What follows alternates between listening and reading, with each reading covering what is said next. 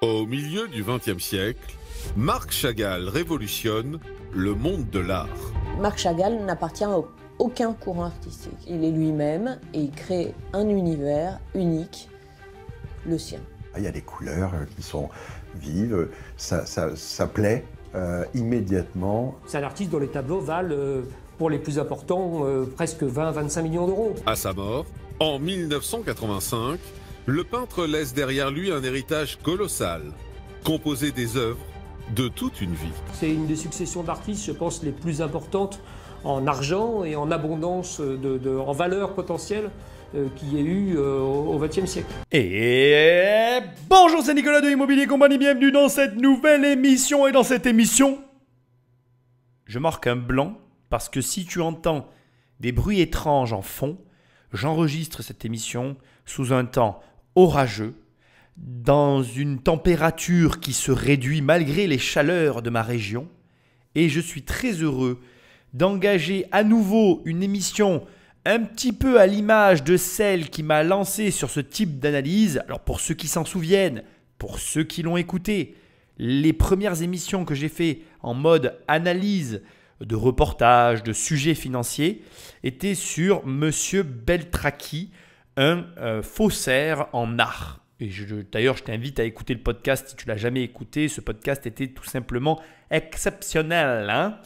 Et là, nous allons faire une émission sur Chagall, qui est pas un faussaire, mais un vrai artiste, avec pour autant une émission haute en couleurs, en faisant un petit peu référence à son travail, et pleine de rebondissements. C'est pour ça que j'ai coupé l'intro à ce moment-là. Alors comme toujours, et avant de commencer cette émission, je vais te rappeler que les émissions que je fais sont montées, travaillées, et que donc elles n'excluent pas, et je te conseille fortement d'aller voir la vraie émission qui s'appelle L'héritage du peintre Chagall.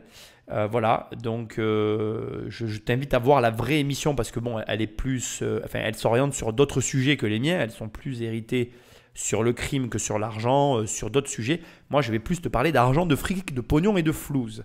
Autre élément hyper important, tu prends ton téléphone et tu me laisses des étoiles là où tu écoutes le podcast parce que c'est ça qui m'aide le mieux à référencer l'émission. Ou alors, tu prends le téléphone d'un ami et tu l'abonnes sauvagement à l'émission. Sinon, tu vas sur immobiliercompagnie.com et sur le site, tu peux soit télécharger des formations et apprendre de chez toi des sujets tels que l'argent et autres. Ou alors, tu vas sur l'onglet livres, tu cliques et tu reçois les livres dans la boîte aux lettres. Ou alors, tu vas dans l'onglet coaching, tu cliques et on te fait un one-to-one sur les sujets que tu veux. Alors, c'est du sur-mesure. Bref, tu as toutes les options possibles et c'est sur immobiliercompagnie.com. Enfin, et je vais clôturer là-dessus, même si cette émission va partir sur des sujets assez originaux, j'essaye toujours de les orienter pour toi et pour que tu en tires finalement quelque chose. Alors ici, on va être sur de l'art. C'est peut-être des sujets pour lesquels on a moins de déduction à faire et pourtant, déjà, je te le dis, voilà, écoute bien l'émission. J'ai quand même, l'air de rien, un conseil à te donner, qui est un conseil assez original, mais que j'ai à te donner et que tu vas comprendre au fur et à mesure que j'avance. Je le redis et je le répète, si tu entends des bruits bizarres en fond, c'est l'orage, il pleut, c'est quand même agréable et j'espère passer un bon moment avec toi, Patrick Magnéto. En 1910, Marc Chagall, un peintre originaire de l'Europe de l'Est, pose ses valises à Paris. Chagall est né à la fin du 19e siècle en Biélorussie. C'est un enfant d'une communauté juive, donc une communauté juive évidemment malmenée, subissant des pogroms et donc l'exil. Forcément la volonté de s'exiler, d'autant plus quand on est un grand artiste. Donc Chagall va venir en France, à Paris, parce que tout le monde vient en France à Paris. On est dans les années 1915-1930, les années où Paris est un centre pour les réfugiés artistes du monde entier. C'est des exilés, des gens qui ne cherchent pas nécessairement à faire fortune, mais qui cherchent à rencontrer d'autres artistes, à vivre dans le bouillon culturel qu'est Paris. Et pour ça, ils sont prêts à vivre dans une chambre de bonne et puis à essayer de payer leur repas en dessinant sur une nappe pour négocier avec le restaurateur le fait de le payer en dessin. Donc c'est une vie de bohème. L'artiste mène donc une existence modeste avec sa famille. Alors, j'attire ton attention sur un point essentiel.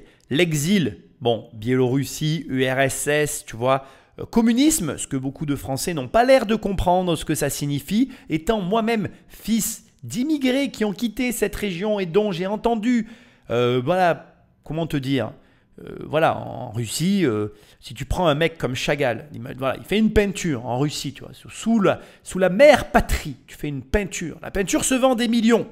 La mère patrie reçoit les millions et tu touches tes 1200 balles par mois. Voilà, je veux dire, il n'y a aucune échappatoire. J'arrive même pas à comprendre comment des gens peuvent aimer ce genre de système. Ça me dépasse en fait. Il n'y a que ceux qui ne savent pas ce que c'est, en fait, pour imaginer que ça peut être mieux que le capitalisme. Et je pense que, d'ailleurs au passage j'en profite pour le dire, tu vois, le capitalisme est imparfait. Je ne veux pas que tu crois que je fantasme sur le capitalisme. Bien évidemment que le capitalisme est imparfait, mais il est plus adapté et plus juste que le communisme. Et ça ne veut pas dire que le capitalisme ne va pas disparaître pour laisser place à un autre système plus juste. Parce qu'il y a de certains, moi je peux te dire avec certitude, c'est que le communisme ça ne marche pas. Il n'y a pas d'individualisme, il n'y a pas de réussite personnelle, il n'y a rien. Il y a quoi que tu fasses en fait, ça appartient à la mère patrie. Et toi, ben, tu as confiance en eux, quoi. Ça veut dire que l'oligarchie, parce que ça, c'est des oligarques qui dirigent, au cas où tu ne saches pas. Tu vois. Moi, je connais un petit peu le système quand même. Mon grand-père m'a expliqué, tu vois. Ben, c'est eux qui décident pour toi. Et alors, bon, dans le monde où des intelligences artificielles prennent des décisions pour les êtres humains, à la limite, tu vois, l'intelligence artificielle, ne mangeant pas, ne buvant pas, on peut supputer aussi n'ayant pas de plaisir et donc ne pervertissant pas les bénéfices. J'arriverai à accepter, tu vois, c'est peut-être ça d'ailleurs le turfu, d'ailleurs, c'est peut-être le futur, tu vois, comme diraient les jeunes, le turfu, ils disaient ça quand j'étais jeune. Peut-être ça, c'est peut-être une intelligence artificielle qui nous dirige et nous qui nous en remettons à elle parce qu'elle n'a pas finalement d'intérêt propre, tu vois. Là, à la limite, j'arriverai à l'accepter, mais là, tu donnes ton fric à un gars, c'est un mec comme toi, tu vois, genre le mec, il n'a pas de vice, il est saint, c'est le saint homme, c'est le fils de Dieu, tu vois. Elle lui a fait un bisou et il est vierge. Et lui va prendre des bonnes décisions sans jamais détourner ton argent. Ouais, c'est ça, ouais. Crois-le. Croira bien qui veut le croire. Mais le communisme, c'est une hérésie totale. Voilà. Il n'y a que ceux qui n'ont pas vécu dedans qui peuvent croire encore que c'est une bonne chose, tu vois. Bref, donc, il quitte un lieu d'oppression. Parce que c'est ça, le communisme n'est rien d'autre qu'une oppression financière. Hein. Moi, je milite contre ce truc. Hein. Je n'ai pas de honte de le dire. Autant, je ne peux pas dire que je milite pour le capitalisme, autant, voilà. Je comprends le délire. Bref, il quitte ce lieu-là pour aller à Paris. Il n'a pas une thune. Et quelle est la phrase qu'il vient de te dire? Il échange des dessins contre un repas. Donc, à tous ceux qui croient qu'il faut de l'argent pour réussir, je te réponds. Non, il ne faut pas de l'argent. Il faut du courage et de la persévérance. Il est venu là sans le sou. Il s'est débrouillé sans le sou. Et en fait, en vérité, la plupart des gens s'imaginent que ce n'est pas possible parce qu'ils ont peur d'affronter la réalité qui est un tout petit peu complexe. C'est-à-dire que on peut se débrouiller dès l'instant qu'on a un talent, dès l'instant qu'on se sent capable, dès l'instant qu'on a le courage d'affronter les difficultés. Par contre, et ça je ne le minimiserai jamais, c'est extrêmement dur, c'est extrêmement difficile, il va y avoir beaucoup de galères, ça ne sera pas facile, ce n'est pas tout le monde qui en est capable, mais si tu fais face à ça, tu t'en sortiras forcément. Sa première femme s'appelle Bella, c'est l'amour de sa vie. Il va avoir une fille avec Bella, Ida. Bella va mourir au lendemain de la guerre, la Seconde Guerre mondiale.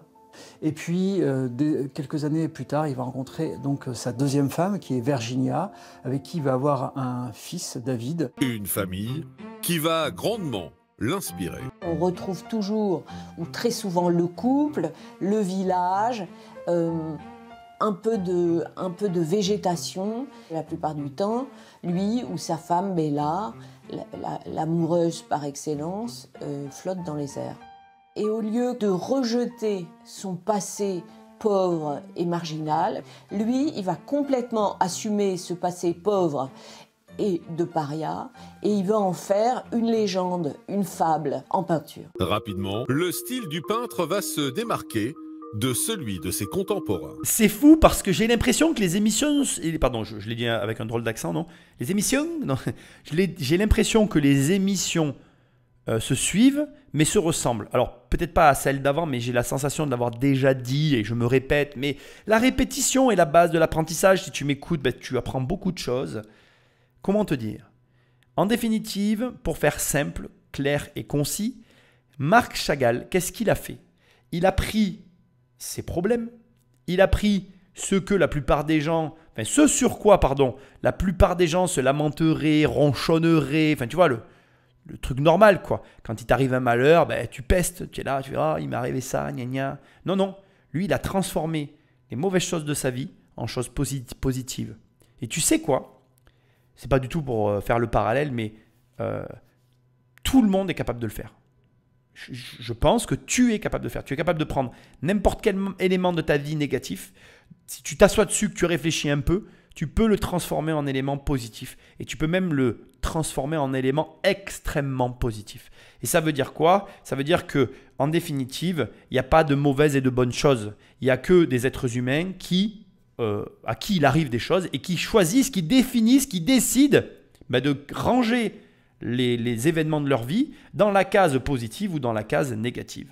Sachant que la pire des cases, et je te le dis, c'est ni l'une ni l'autre, c'est l'indifférence. Quand il t'arrive quelque chose qui te laisse indifférent et que tu passes à autre chose sans même t'en soucier, c'est ça pour moi la catastrophe. Parce que même quand tu transformes un événement négativement ou positivement, peu importe ce que tu choisis, au moins tu en dégages une émotion et cette émotion te mène à une réaction. Et donc pour moi, dans tous les cas, même le négatif, c'est du positif. Bon, c'est mon analyse, ça n'engage que moi. Mais le jour où il t'arrive un truc et que c'est usuel et que du coup tu n'en tires rien, ni du négatif ni du positif, là pour moi c'est catastrophique. Mais note ça dans un coin de ta tête, tu peux transformer le négatif en positif et à mon humble avis, c'est l'une des clés du succès. En tout cas, ça l'a été pour Marc Chagall. Marc Chagall n'appartient à aucun courant artistique.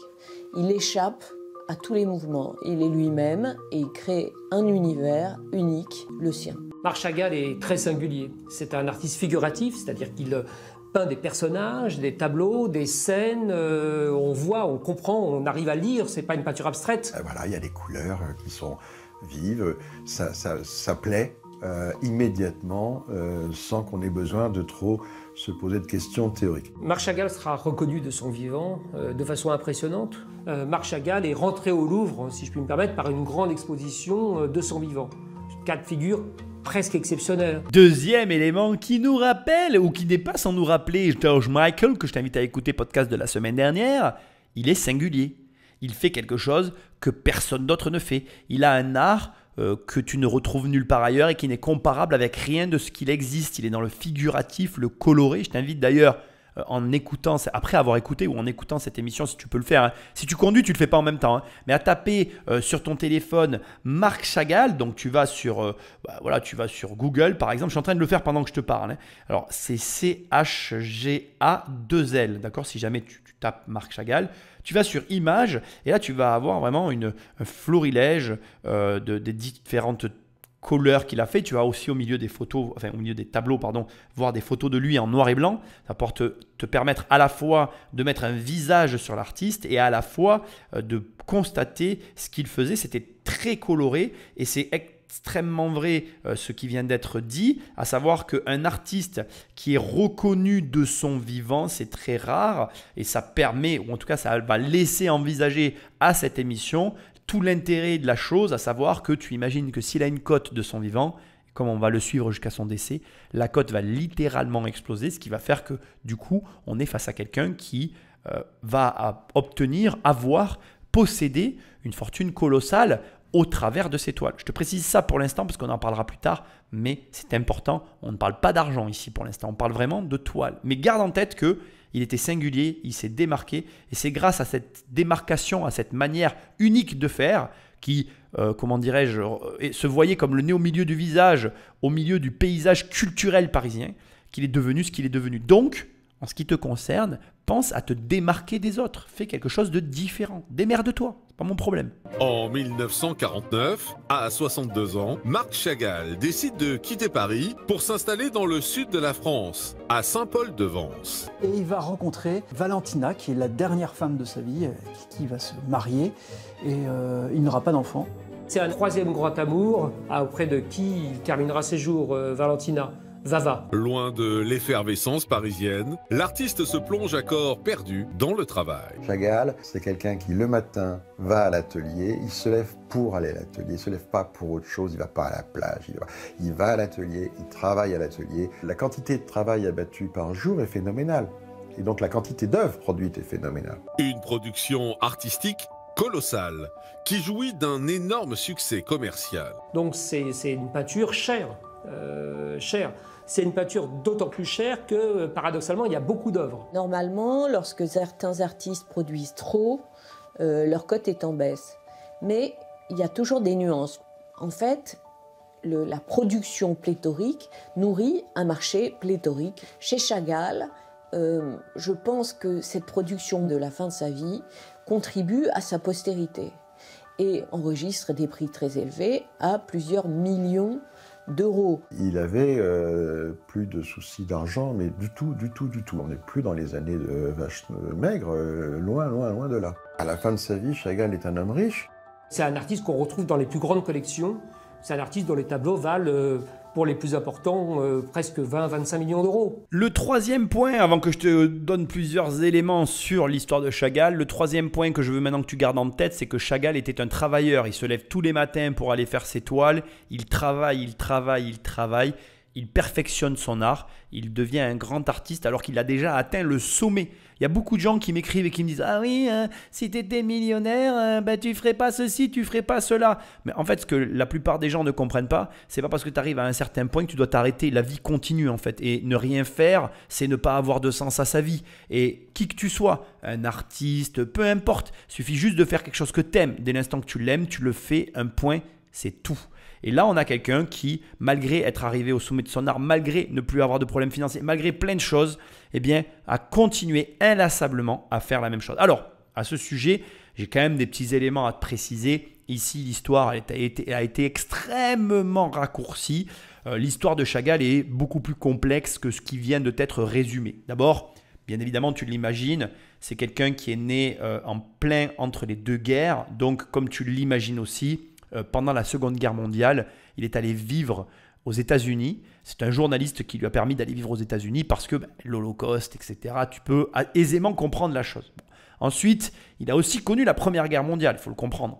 Et tout ça, ça l'a aussi marqué. Beaucoup de déplacements entre ses origines biélorusses, donc la ville de... Alors j'ai du mal à la dire, hein, c'est Vitebsk, pourtant c'est un peu mes origines aussi, parce qu'il y a des noms qui ressemblent bien, mais bon, Vitebsk, voilà, excusez-moi hein, si je dis mal les choses, bon c'était de la Russie, hein. Bien comprendre que, comment je vais dire ça, à l'époque, même moi, la Yougoslavie faisait ça faisait pas partie de la Russie du coup, mais bon, on était sympathisants avec la Russie, mais la Russie comprenait vraiment beaucoup de pays qui aujourd'hui sont des pays. Bon, on va pas s'égarer, mais tu m'as compris. Donc il a fait beaucoup de déplacements entre Paris et la Russie, pour après devenir la Biélorussie. Puis aussi, il faut savoir qu'il a fait beaucoup de déplacements entre Paris et Berlin et qu'il a aussi vécu aux États-Unis, à New York, où il a rencontré, il faut quand même le savoir, un très grand éditeur et éditeur et écrivain d'ailleurs, dont j'ai oublié le nom, mais je ne vais pas le chercher, ça n'a pas d'importance. Bon, voilà, c'est quelqu'un qui a beaucoup voyagé, qui a conservé de tous ses voyages des souvenirs, qu'il a retranscrits dans ses œuvres. Il a connu l'émergence du fauvisme et du cubisme. Petit clin d'œil à mes études d'histoire de l'art et à tous ceux qui savent de quoi je parle. Il faut savoir qu'il n'a jamais adhéré ou qu'il n'a jamais pu être réellement affilié à aucun des grands mouvements de l'époque, y compris le cubisme, etc. Il a pris ses inspirations qui provenaient d'un peu de tous ces mouvements, et lui, il a créé son propre truc qui fait qu'il est inclassable. Alors bon, l'être humain aime bien mettre des étiquettes. Moi, j'aime bien les gens qui n'ont pas d'étiquette. C'est quelqu'un qui n'avait pas d'étiquette. Le fait est qu'il fait partie de ces très rares artistes à avoir vécu en France, comme Pablo Picasso. Il fait partie de ces très rares artistes à avoir eu une cote de son vivant. Une cote, comme tu l'as entendu, exceptionnelle. Tu prends un de ses tableaux, il était riche, le mec. Donc vraiment, on est sur un artiste que certains connaîtront, que d'autres ne connaissent pas. Je le connaissais, je ne connaissais pas son histoire. Ça tombe bien, tu es en plein dedans. Rappelle-toi de ces 3 caractéristiques que nous aurons vues avec cette introduction, qui sont pour moi des caractéristiques qui reviennent plus ou moins, d'accord ? La singularité, la force de travail. Et le 3e point, il est capable de transformer ses faiblesses, tout ce qui lui arrive de négatif dans la vie, en quelque chose de positif, en une émotion positive dont il va tirer bénéfice. Et ça, c'est juste un choix que tu as à faire. Je suis certain, et je le répéterai jamais assez, tout le monde est capable de le faire. Reprends ces 3 éléments, adapte-les à ta vie et tu me remercieras. Mais le 28 mars 1985, à 97 ans, Chagall meurt dans sa villa de Saint-Paul-de-Vence. C'est la disparition d'un géant, avec une grande stupéfaction, une grande émotion. On a perdu une sorte de phénomène. Ça n'arrive pas souvent. Il laisse derrière lui un héritage colossal, constitué principalement d'étoiles peintes tout au long de sa vie. Si on rapporte à 2021, c'est au minimum plusieurs dizaines de millions d'euros, voire plusieurs centaines de millions d'euros. Mais il faut comprendre que ce n'est pas de l'argent nécessairement en espèces sonnantes et trébuchantes, ce sont des œuvres qui, si elles sont mises sur le marché, valent une fortune. Donc c'est à la fois beaucoup d'argent, je pense, sur les comptes bancaires, les propriétés, la maison à Saint-Paul-de-Vence et puis d'autres choses, éventuellement un appartement à Paris, place Dauphine, des choses qui ont existé, qui font partie d'un patrimoine important. Mais au-delà de ça, c'est un patrimoine potentiel immense. C'est une des successions d'artistes, je pense, les plus importantes en argent et en abondance, en valeur potentielle qu'il y ait eu au XXe siècle. Donc ce qu'il faut faire, c'est qu'on va, avec l'aide d'un notaire, d'un commissaire-priseur et de différents experts en art, on va évaluer l'intégralité de ce patrimoine artistique pour avoir véritablement la somme globale de ce patrimoine. Une fois qu'on a réussi à faire ce travail colossal qui est d'évaluer ce patrimoine artistique, on va le diviser en différents lots en fonction du nombre des héritiers. Il y a donc 3 héritiers dans cette histoire d'héritage. 3 héritiers, Ida, la première fille de Marc Chagall, ensuite David, de la deuxième union, et Valentina, sa dernière femme. Donc ce sont les 3 héritiers d'une fortune colossale. Ce que je trouve hyper intéressant ici, c'est que l'argent n'est pas de l'argent. C'est ça que je trouve génial, c'est que tu le vois bien, et c'est ce avec quoi je m'énerve le plus quand il y a des personnes qui te parlent des riches, c'est que la richesse communément admise, c'est beaucoup d'argent sur un compte, alors que les riches, les vrais, quand ils meurent, regarde, il y a pas, enfin, attention, hein, il y avait de l'argent sur les comptes. Là, je ne veux pas que tu me fasses dire ce que je n'ai pas dit. Mais le gros de la fortune de Chagall, c'était des toiles. Donc ça se représentait, ça se matérialisait par un hangar avec des toiles amassées partout. Et c'était ça l'argent. La gros de la fortune, il était là. Il n'y a pas de rente qui rentrait. Enfin, alors, je dis ça, c'est pas vrai. Il avait beaucoup d'argent sur les comptes, tu vas le voir. Il y avait personnel de maison, alors pas personnel, une femme de ménage qui faisait un peu plus que le ménage. Enfin bref, il y a vraiment, on voit vraiment que ce sont des gens qui ont de l'argent. Moi, ce que j'essaye de t'expliquer ici, c'est que j'aimerais que tu retires de ton esprit l'argent en mode il est mort, il avait des millions sur les comptes. Non, non, il est mort, il avait sans doute quelques millions sur les comptes, mais il avait des centaines de millions cristallisés dans des toiles qu'il te faut prendre sous le bras, les apporter à un expert, les faire expertiser, puis les mettre à la vente, en sachant que l'expertise peut n'avoir aucun rapport avec le prix de vente, à la hausse comme à la baisse. C'est-à-dire que tu peux avoir un gars, tu amènes une toile que ton père a fait, il est décédé, il a dans le truc. Bon, ben, au vu de la cote de l'artiste, cette toile devrait se vendre à, je te dis une connerie hein, par rapport à l'artiste, à Chagall, hein. Bon, 500 000 euros, mise à prix 500 000 euros, boum, vendu 400 ou 300 000 euros. Ou alors, boum, vendu à 3 millions d'euros. Et le problème, il est là. Et il y a tout un process derrière qui n'est pas un process injouable, ingérable ou ni compliqué, mais qu'il faut quand même voilà, se taper quoi. Donc après, tu peux passer des accords avec des galeries d'art, tu peux passer des accords avec des experts en art, tu peux même déléguer la vente d'un patrimoine artistique comme celui-là si tu as envie de le faire avec des marchands d'art. Bien évidemment, dès que tu parles de déléguer, bah, ça veut dire que tu vas rétribuer, donc tu rognes un petit peu sur l'argent que tu devrais avoir. Normalement, c'est toujours pareil, c'est des guillemets, c'est du normalement, c'est important de comprendre. Quand tu fais ça, c'est pour éviter de te faire avoir, sauf que la plupart du temps, en vérité, tu te fais avoir parce que la com qui est prise par les intermédiaires est soit mal justifiée, soit mal négociée au départ. Donc là aussi, il faut bien comprendre qu'en définitive, il faut s'y connaître dans les domaines et que c'est quelque chose avec lequel moi j'ai un peu de mal, même encore aujourd'hui, mais je le répète très souvent, tu m'as déjà entendu le dire. Il vaut mieux léguer de l'argent à tes héritiers que leur léguer quelque chose qu'ils ne sont pas capables de gérer.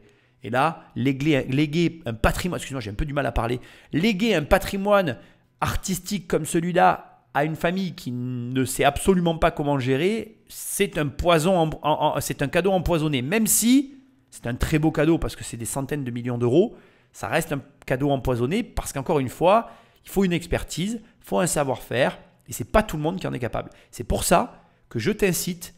Et vraiment, j'espère que ces émissions vont t'en faire prendre conscience. Tu dois développer des compétences dans ta vie. Tu ne dois pas prendre un boulot, métro, boulot, dodo, qui t'endort et où dont tu te contentes de le faire pour voilà, occuper tes journées. Non, non, développe des compétences pour Ben, si un jour tu hérites, déjà ne pas te faire avoir. Si un jour tu as des opportunités dans la vie, pouvoir les saisir. Parce que tous les gens qui ne font pas l'effort de se cultiver, de s'instruire et de développer des compétences, ben, ils le payeront plutôt tard, mais tôt ou tard. Bon, tu m'as compris. Pour répartir les œuvres en 3 parts équivalentes, un commissaire-priseur est donc mandaté pour procéder à un inventaire précis. Combien vaut un Marc Chagall qui n'est pas exactement celui qu'on connaît dans un musée, mais qui est resté chez lui? Est-ce que ça vaut autant que celui qui est un chef-d'œuvre dans un musée? Est-ce que ça vaut moins? Est-ce que ça vaut plus? Parce que c'est une idée très difficile à évaluer. Est-ce que ce sont des estampes? C'est moins cher. Est-ce que ce sont des gouaches et des aquarelles, des papiers de manière? C'est moins cher. Est-ce que ce sont des peintures à l'huile? C'est plus cher. Mais de quelle période? C'est plus cher quand c'est plus vieux, c'est moins cher quand c'est plus jeune. Donc c'est tout le travail des commissaires-priseurs que de faire, comme leur nom l'indique, une prisée, c'est-à-dire une estimation de ce qu'ils ont devant le nez. Il faudra alors plus d'1 année avant que l'héritage ne puisse être réparti en 3 parts. On met toutes les œuvres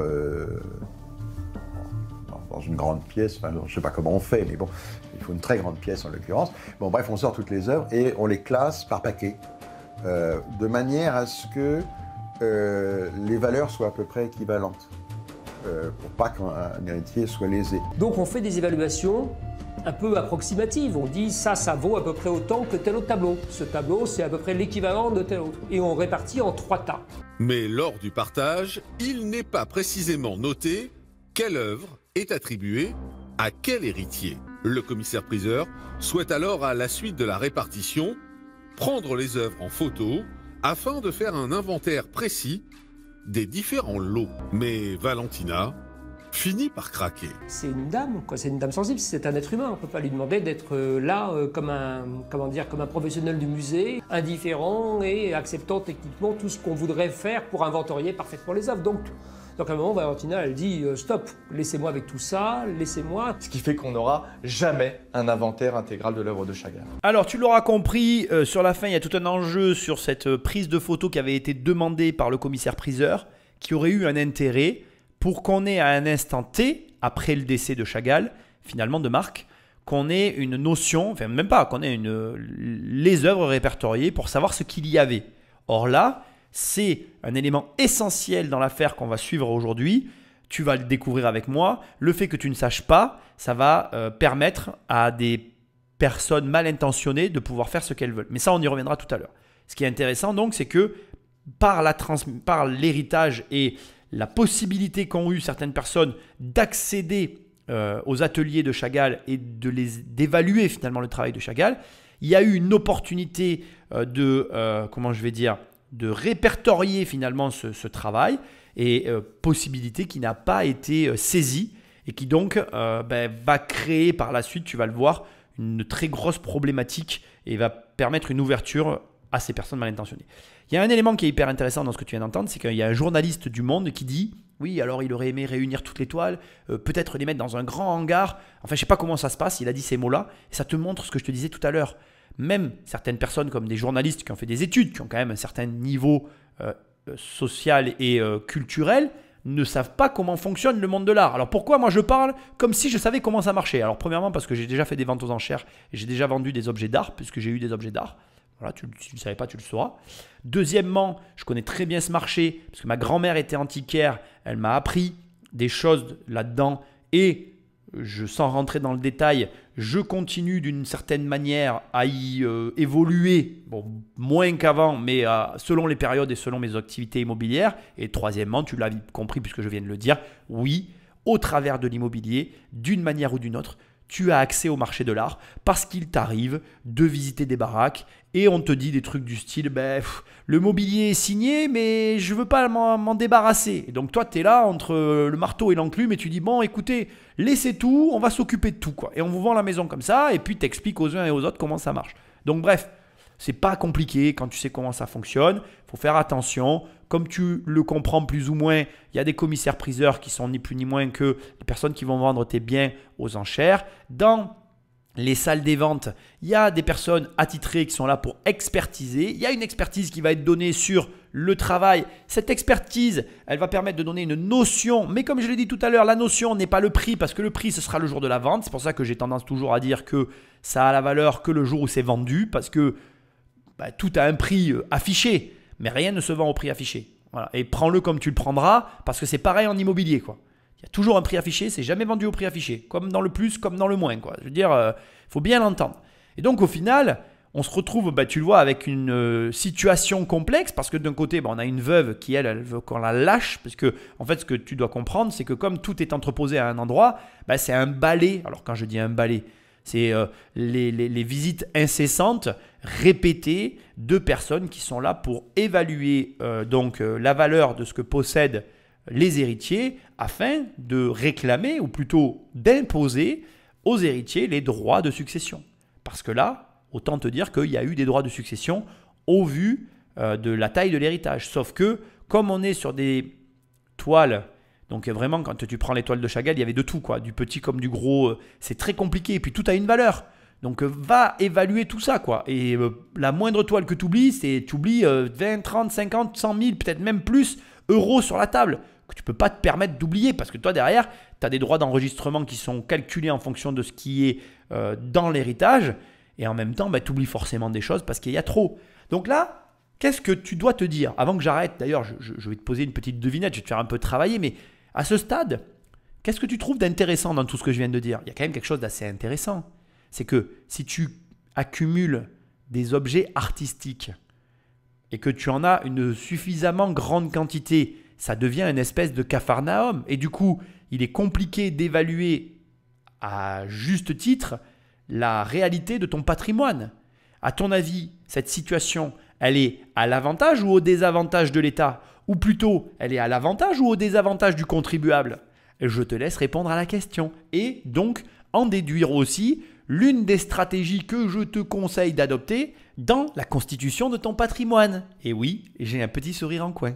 Marc Chagall est mort depuis 1 an et les difficultés qui entourent l'inventaire de son œuvre, dans le cadre de sa succession, font les gros titres. C'est des pages dans tout un tas de quotidiens, dans beaucoup de magazines. La médiatisation de cet héritage va rapidement susciter les convoitises. Parfois, les gens tournent autour des veuves des grands artistes ou des veuves des grandes artistes et finissent par, en apportant 3 meringues et 2 religieuses de chocolat le dimanche, par devenir amis avec la veuve et par, d'une façon ou d'une autre, s'introduire dans l'intimité et puis commencer à gérer, s'immiscer et se comporter un peu en enfant adoptif. Et c'est ainsi qu'un certain Jean-Luc va tenter d'entrer en contact avec Valentina en 1986. Alors Jean-Luc, c'est un gars qui en impose, qui a du charisme. C'est une personne qui est assez grand, donc un peu fort, et très séducteur. Il avait un regard d'un bleu extraordinaire de vedette de cinéma. Un regard qu'on n'oublie jamais. C'est le regard entre Paul Newman et Alain Delon. Et il était d'un charme fou. Il avait un côté caméléon et il pouvait être très attachant. C'est un mec manipulateur, ça c'est sûr. Oui, un embobineur. Puis il a beaucoup de bagou, hein. Et il a une aisance pour parler. Non, c'est un gars qui est fort. Mais Valentina aurait refusé de le rencontrer. Jean-Luc aurait alors trouvé une autre façon d'accéder aux œuvres du maître. 2 choses. La première, bien évidemment, tu viens de l'entendre, la médiatisation d'une personne n'est pas qu'à son avantage. Parce que autant la médiatisation va forcément attirer son lot de lumière, d'avantages, d'argent et de tout ce que tu peux connaître. Mais là, comme tu le vois, ça attire aussi son lot d'inconvénients. Autrement dit, les charognards. Les charognards existent de tout temps et en toutes circonstances, durant la vie de l'artiste ou de la personne, comme durant la mort de la personne qui est connue. C'est-à-dire que quand tu commences à avoir de la notoriété, il y a des gens qui commencent à arriver dans ta vie et qui commencent à te demander des choses, à essayer de rentrer, parce qu'ils savent que d'une certaine manière, tu as de l'argent et que donc du coup, ils veulent profiter de cet argent. Voilà, c'est une réalité. Après, il faut faire attention. Généralement, quand tu es un peu éduqué, mais surtout que quand tu es bien entouré. C'est pour ça qu'il faut garder ses amis et sa famille quand tu commences à avoir de la notoriété. C'est de rester, entre guillemets, le plus normal possible. Éviter de prendre la grosse tête. Éviter de se détacher de ses racines surtout. Pour justement qu'il y ait quand même des gens qui continuent à te parler comme de la merde. Parce que ça, c'est l'air de rien, c'est important. Hein, que tu aies quand même des gens qui continuent à te remettre à ta place. Même si tu as une petite ou une grosse notoriété. Ça te permet de te dire, bon, je suis toujours un être humain. Hein, je vais aux toilettes comme tout le monde. Et aussi d'avoir ces mêmes personnes qui vont dire « Attends, mais lui, c'est un gros connard, tu vas pas rester avec, je te le dis. » quoi. Et du coup, bon, bah, tu vas y réfléchir, puis tu vas voir les choses un peu différemment, puis tu vas avoir du plomb dans la tête et tu vas prendre tes distances. Et en même temps, quand tu vas mourir, les mêmes charognards vont revenir d'une autre manière, avec des approches parfois, comme tu vas le voir ici, dignes de films hollywoodiens, mais toujours dans le même objectif, l'argent. Parce que, qu'on le veuille ou non, les gens ne savent pas gagner d'argent. Ils savent très bien le dépenser, par contre, ils ne savent pas en gagner. Et comme ils ne savent pas gagner d'argent, ben, ils espèrent prendre de l'argent à ceux qui savent en gagner pour faire ce qu'ils savent faire le mieux, savoir le dépenser. Enfin, le dépenser. Donc, voilà, c'est un phénomène normal. La meilleure manière de se protéger de tout ça, c'est ton entourage, ta famille, tes proches qui vont t'aider à garder les pieds sur terre et voilà, de faire en sorte finalement d'avoir les yeux en face des trous quant aux personnes qui rentrent comme ça inopinément dans ta vie. Deuxième élément, et après j'arrête là-dessus, il y a un détail hyper important sur Jean-Luc. Tu vas apprendre à le connaître et à le découvrir, tu vois, c'est un personnage intéressant. Moi, ce que j'aime ici, c'est de noter que ce qui est en premier décrit de lui sont ses yeux magnifiques, son caractère, son tempérament. Ça veut dire que, et donc sa capacité aussi à se vendre quelque part, parce que tu vas le découvrir, il a cette compétence. Et donc, aujourd'hui encore, que tu le veuilles ou non, le physique a de l'importance.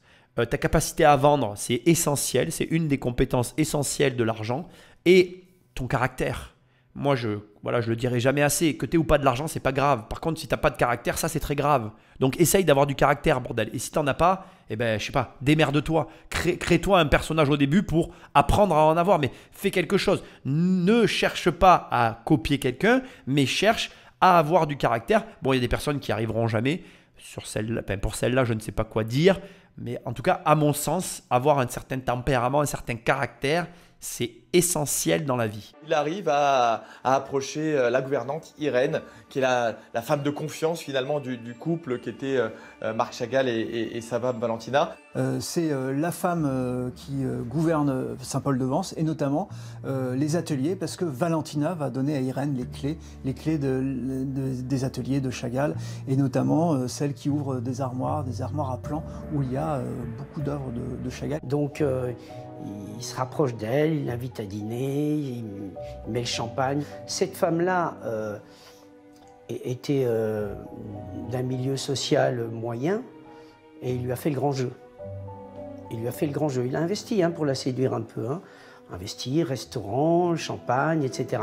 Irène est mariée avec je crois, un gars qui s'occupe de l'entretien de la maison Chagall aussi, son mari. Et donc elle est dans une forme de routine. Et il vient casser toute cette routine. Et ils s'entendent très bien tous les deux parce qu'ils sont de la même origine, c'est-à-dire du Nord-Pas-de-Calais. Et il lui parle, elle lui parle. Et de fil en aiguille, elle lui apprend qu'il y a des aquarelles et des tableaux dans un garage qui traînent comme ça. Il lui dit, bah tiens, tu m'en amèneras un, qu'on voit un peu. De fil en aiguille, il l'a fait tomber amoureuse de lui. Sous le charme, Irène aurait donc accepté de sortir des œuvres de Chagall de l'atelier afin que Jean-Luc les revende. Il a sorti quelques tableaux et puis des dizaines. Lui, d'un autre côté, les faisait expertiser et ça partait sur des ventes. Bon, je vais pas te parler de ce qui... Enfin voilà, on va pas analyser ce qui a déjà été dit. Moi, j'ai une question à te poser.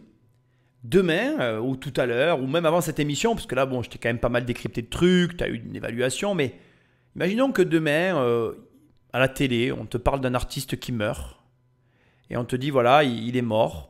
Et tout le monde parle un peu de ça, cet artiste est mort, etc. Mais est-ce que pour autant, si tu t'y connais pas en art, tu vas être capable d'évaluer le potentiel de la vente des toiles de l'artiste? Est-ce que pour autant, tu vas être capable d'évaluer si l'artiste a des toiles stockées chez lui? Est-ce que pour autant, même si tu validais les deux premières hypothèses, tu te sentirais capable d'écouler discrètement, avec intelligence et rapidement, les toiles de l'artiste? Et quatrième et dernière question, qui n'est pas accessoire du tout, mais si tu parvenais à procéder successivement à mettre en place toutes les actions sur lesquelles je viens de te questionner, est-ce que tu serais capable de blanchir et de dépenser l'argent encaissé sur cette magouille? Ce que j'essaye de te dire, c'est que ici, on ne s'arrête pas sur le personnage de Jean-Luc, sur lequel moi j'aurais aimé avoir plus d'informations. Alors, je vais être transparent avec toi, j'ai fait des recherches, mais c'est pas exactement ce que j'espérais. Bon, Jean-Luc a commencé sa vie en tant que taupier. En fait, il cherchait les taupes dans les jardins du nord de la France et il a fait ça parce qu'il savait ni lire ni écrire. Et en fait, les taupiers, donc c'est un ancien métier. En gros, il y a une taupe qui crée des dégâts dans les comment on appelle, dans les champs d'agriculture. Du coup, en fait, on fait appel à un taupier qui vient chasser la taupe et le paiement, c'est la taupe. Parce qu'en fait, au fur et à mesure qu'il capturait des taupes, tu les dépèces sur place, tu récupères la peau, t'en fais un manteau et ça vaut très cher, c'est apprécié, mais c'est assez fragile. Bon, bref. Voilà. Il se faisait aussi appeler Yann. J'ai vu qu'il y avait des noms de substitution. C'était un roublard, quoi, mais qui disait avoir ramassé une énorme fortune. Mais tu vas le voir dans l'histoire. C'est assez flou, mais c'est quelqu'un qui avait, voilà, je dirais, l'habitude de la filouterie et de l'entourloupe. En tout cas, on peut dire ce qu'on veut de ce gars. Moi, je voudrais juste attirer ton attention sur le fait que ce n'est pas tout le monde qui était capable d'évaluer le potentiel de la situation et deuxièmement, de se sentir capable d'y faire face. Ce sont deux éléments essentiels pour que ça se réalise. Et il se trouve que Jean-Luc, lui, avait flairé le bon coup, entre grands guillemets, parce que bon, c'est pas un bon coup, hein, c'était une arnaque, et donc le potentiel de l'arnaque, parce qu'il avait flairé qu'il y allait avoir beaucoup de toiles, et deuxièmement, il se sentait capable d'écouler tout ça. Et ça, je le redis, mais c'est pas tout le monde qui a cette capacité. Là où la combine, si je puis me permettre, va marcher, c'est qu'il ne va pas chercher à écouler ou à faire sortir ou disparaître des grandes toiles, des peintures qui valent très cher, qui sont grandes, qui sont très visibles. Si vous sortez avec un tableau de 3 mètres x 2, comme en a fait Chagall, hein, il a fait des toiles extrêmement grandes, je pense que là, vous avez des chances de vous faire repérer. Et puis que c'est beaucoup plus compliqué à écouler sur le marché de l'art. Donc l'astuce de Jean-Luc, c'est de s'intéresser aux gouaches. Une gouache, on peut la mettre dans un carton, on peut la sortir d'une maison sans avoir besoin d'attirer tout le quartier. En fait, elle va se concentrer sur toute une série d'œuvres qui sont entassées et qui ne sont pas connues. Et c'est ça qui est très intéressant, c'est qu'il y a la signature de Chagall, et donc ça vaut tout de suite 10 000, 50 000, 60 000 euros sur le marché de l'art. Donc c'est très lucratif. Alors là, je ne sais pas comment ils ont fait les recherches dans le reportage, mais je vais devoir corriger le tir. C'est bien plus précis que ça, en fait. La gouvernante, figure-toi qu'en fait, elle avait pris une cible très précise. Je pense que c'est mon analyse après avoir fait des recherches autour de cette affaire. Hein. Je pense qu'en fait, Jean-Luc et elle s'étaient tombés d'accord. En fait, dans la maison de Vava, c'était une veuve. Donc tu peux assez bien imaginer que quand tu as perdu la personne que tu aimes, en plus une personnalité comme Marc Chagall, ça devait être quelqu'un avec qui ça devait être intéressant de vivre. Tu vois, je pense que les artistes, après ça, je le sais pas. Mais bon, tu m'as compris. Je pense qu'il devait quand même occuper une certaine place. Bref, apparemment, Vava, donc la veuve, hein, la veuve de Marc Chagall, elle n'allait plus dans certaines pièces et surtout, il y a certaines armoires qu'elle n'ouvrait plus. Il y avait des endroits où elle n'allait plus. Et la gouvernante, en fait, elle prenait tout son stock donc de gouache dans cette armoire. Donc si bien que, il faut bien comprendre la situation. Premièrement, il n'y avait aucun moyen pour que personne ne voie la supercherie. C'est-à-dire que c'est une armoire que personne n'avait jamais ouverte et dont personne ne savait ce qu'il y avait à l'intérieur. Et deuxièmement, il n'y avait que la gouvernante qui y avait accès. Et en plus, c'était des gouaches de petit format, comme ça a été dit, donc c'était facilement transportable sans que ce soit vu.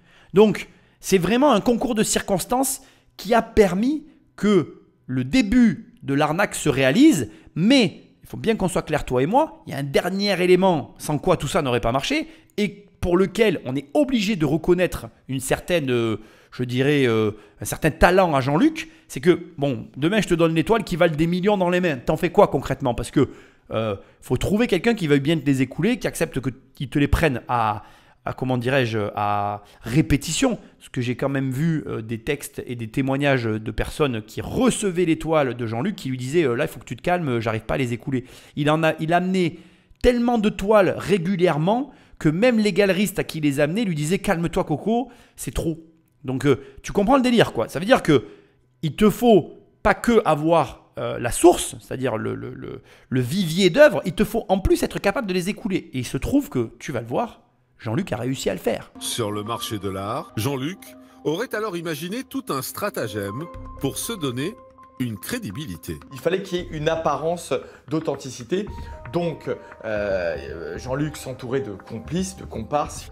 Il va faire jouer à des amis le rôle de propriétaire de ses œuvres. Enfin, il va monter toute une organisation et ça va très bien fonctionner. Mais alors que son plan semblait parfaitement huilé, un événement va venir bouleverser l'organisation de Jean-Luc. En 1990, Irène, la gouvernante, est assassinée par son mari après lui avoir demandé le divorce. Georges pète un plomb et il la tue de 12 coups de couteau. C'est une histoire sordide. C'est assez rare, si vous voulez, de voir une spoliation dans un héritage, on en voit souvent. Mais bon, que ça aille jusqu'à un crime, ça c'est assez rare quand même. Et c'est une histoire rocambolesque, hein. Il assassine sa femme par jalousie. C'est un crime passionnel. Parce que le mari considérait qu'elle avait une relation adultère avec le fameux Jean-Luc. Donc Irène exit, laissant donc 2 enfants. C'est très embêtant pour le recel, parce que tout simplement, comment Jean-Luc va pouvoir maintenant receler ses tableaux si Irène n'est plus de ce monde? Bon, comme tu le vois, il a organisé l'écoulement des toiles du maître. Bon, le stratagème est simpliste, mais il fonctionne. Et parfois, tu sais, on va chercher très loin des systèmes complexes, alors que c'est tout simple. Mais ce qui est intéressant, comme tu l'entends, c'est que l'histoire commence à peine. Et là, on pourrait se dire... bah voilà, ça y est, c'est parti, il va se passer des trucs de fou, boum, elle se fait assassiner. Ça, c'est du rebondissement inattendu, hein.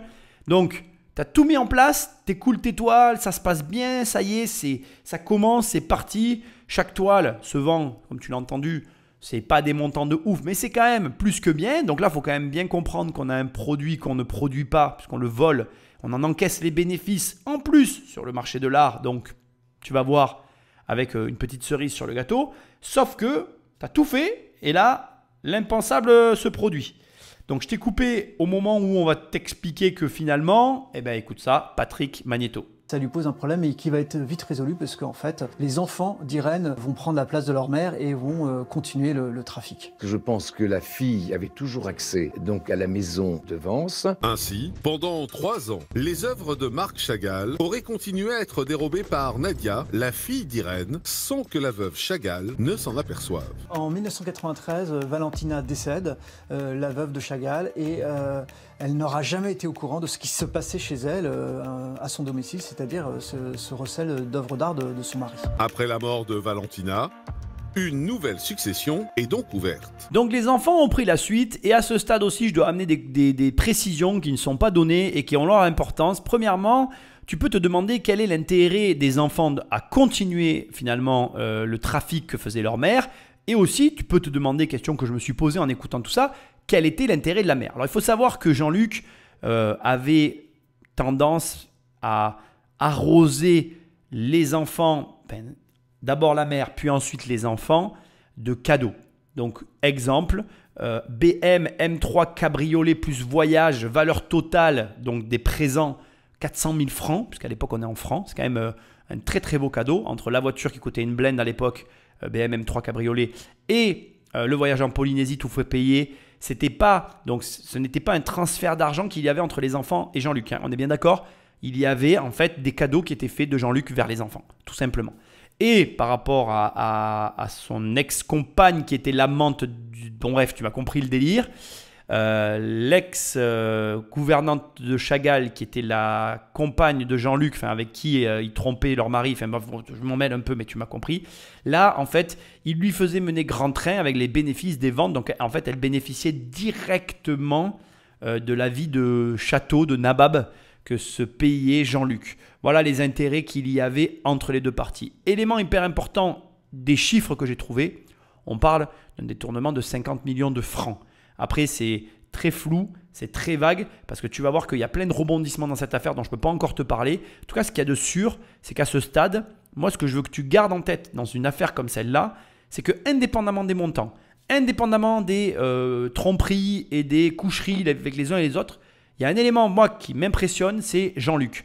Même si c'est un truand et que ça, je ne le mets pas non plus, voilà. Ce qui est impressionnant avec Jean-Luc, c'est sa capacité à écouler les toiles, sa connaissance du marché. Et donc, il faut savoir qu'en fait, il s'intéresse au marché de l'art depuis des années. Hein, voilà. Et c'est sa débrouillardise pour quelqu'un qui n'est pas très éduqué. Moi, de ce que j'ai vu, il sort de l'école en ne sachant pas lire et écrire. Il a appris par lui-même. Et pourquoi à chaque fois je te parle de ces détails? Pourquoi c'est important pour moi ces petits détails? Parce que je vois plein de gens plus éduqués que ces gens-là, plus compétents, plus intelligents, enfin plus tout quoi, et qui n'arrivent rien à faire avec l'argent. Et je veux te montrer que l'argent, ce n'est pas un problème de compétence, c'est juste un problème de compréhension financière. Et Jean-Luc, on peut lui reprocher tout ce qu'on veut, il avait une compréhension financière relativement élevée. Même plus élevée que ce que tu imagines. Je vais t'en parler plus loin. Dans la mesure où il n'y a pas eu d'enfant de Marc Chagall et de Valentine, quand elle est décédée à Vence, dans sa propriété, elle a légué tous ses biens à son frère, donc Michel Brodsky. À Paris, en septembre 1994, après les morts d'Irène et de Valentina, Jean-Luc poursuit le trafic des tableaux de Chagall. Mais le monde de l'art est un petit milieu dans lequel tout finit par se savoir. Ce qui s'est passé, c'est que, comme dans toutes ces affaires, il y a toujours un grain de sable. Donc il y a un coup de fil qui est passé à l'OCBC, anonyme, qui s'appelle l'OCVC, qui est l'Office central de répression du trafic de biens culturels. C'est les flics du marché de l'art. Et puis qui leur dit, vous devriez regarder un peu du côté de telle ou telle galerie, telle ou telle œuvre de Chagall, dont la provenance est sans doute pas tout à fait parfaitement documentée. Et là, c'est le début des ennuis pour toute cette clique, c'est-à-dire pour Jean-Luc, pour ses comparses, et puis pour les galeries qui ont été peu regardants, voire très légers. Alors, à l'écoute du début de ce passage, moi, ce qui m'a choqué, c'est que je me suis dit, non, attends, Chagall, il avait eu 2 enfants quand même. Je sais pas si tu te rappelles, il avait eu une fille et un garçon. D'abord la fille, puis après le garçon. Eux, ils n'ont jamais hérité, quoi. Et là, c'est le frère de la dernière épouse de Chagall qui hérite du magot, quoi. Et comme, alors ça ne sera pas dit ici à aucun moment, mais comme en fait lui-même va faire comme sa sœur finalement, va se concentrer. Alors en fait, que moi, ce que j'ai cru comprendre en faisant des recherches, c'est qu'il y avait un atelier dans lequel il y avait le gros de l'œuvre. Puis, comme tu vis avec un mec et qu'il en foutait un peu partout, il y avait des armoires et des endroits, des recoins où il y avait des œuvres aussi, mais qui étaient posées là. Voilà, bon bref. Et là, la fille qui était toujours la gouvernante donc du frère de l'ex-compagne, enfin de la défunte compagne de Chagall, ben elle continue à entretenir et à piquer donc les petits trucs pour les vendre avec Jean-Luc. Et sauf que, comme tu l'apprends maintenant par la suite, c'est par dénonciation que Jean-Luc va se faire pesquer. Alors là, c'est carrément... bon, on est dans les années 90, si je ne dis pas de bêtises, 80, début 90. On est toujours sur un système équivalent au nôtre actuellement, je veux dire la France, le pays de la délation. Merci à toi qui m'écoutes. Ça me fait très plaisir de savoir que finalement, les Français sont tellement jaloux, ils en crèvent tellement qu'ils finissent par prendre leur téléphone et appeler les impôts, tu vois. Donc ça veut dire que du temps de la guerre, s'il n'y avait pas eu des pays comme les États-Unis, en fait, on serait resté sous l'occupation. Je suis désolé de parler comme ça, mais je ne peux pas m'empêcher de le penser, en fait. Je veux dire, en fait, on est des collaborateurs, quoi. C'est catastrophique. Donc tu vois, quand je te dis d'avoir du tempérament, putain, mais vas-y, essaye d'arrêter d'être jaloux, de te dire que tu peux faire des choses, et au lieu d'être là en mode regarder et te morfondre de l'intérieur, ben passe à l'action, bordel. C'est insupportable, quoi. Moi, quand j'entends ça, je me dis comment il y a des gens peuvent se dire je vais donner mon voisin, quoi. Bon, après, pour le coup, je vais quand même dire une chose, là, je suis en train de m'énerver pour un escroc, c'est scandaleux ce que je suis en train de faire. En vérité, c'est très bien qu'ils aient fait ça, parce que le mec était en train de piller une famille. Mais bon, ça me fait halluciner, à chaque fois qu'il y a une histoire, il y a une délation, quoi. Voilà, c'est le principe qui me fait délirer. Alors du coup, c'est bien dans les affaires comme ça, puisque ça nous permet de mettre le doigt sur comment dirais-je, des vols, des affaires criminelles. Mais c'est grave pour 2 raisons. La première, parce que je ne peux pas m'empêcher de me dire qu'on est un peuple de collabos. Et 2, ça veut dire mais que fait la police, quoi? Qui ne pourrait pas arrêter de mettre des PV et un peu s'occuper de ce qui se passe réellement sur notre sol. Parce que là, tu vois, vraisemblablement, si on ne leur avait pas dit, bah, ils ne l'auraient pas su. Je dis ça, je dis rien. Hein. Hey, Patrick, magnéto, parce que je crois que cette émission m'a tiré des problèmes. Une enquête spectaculaire s'enclenche alors pour tenter de démanteler ce trafic. Mais les policiers sont rapidement freinés par les délais de prescription de ces faits. Le vol se prescrit par 3 ans. Donc vous ne pouvez enquêter que sur les 3 années précédentes votre réquisitoire.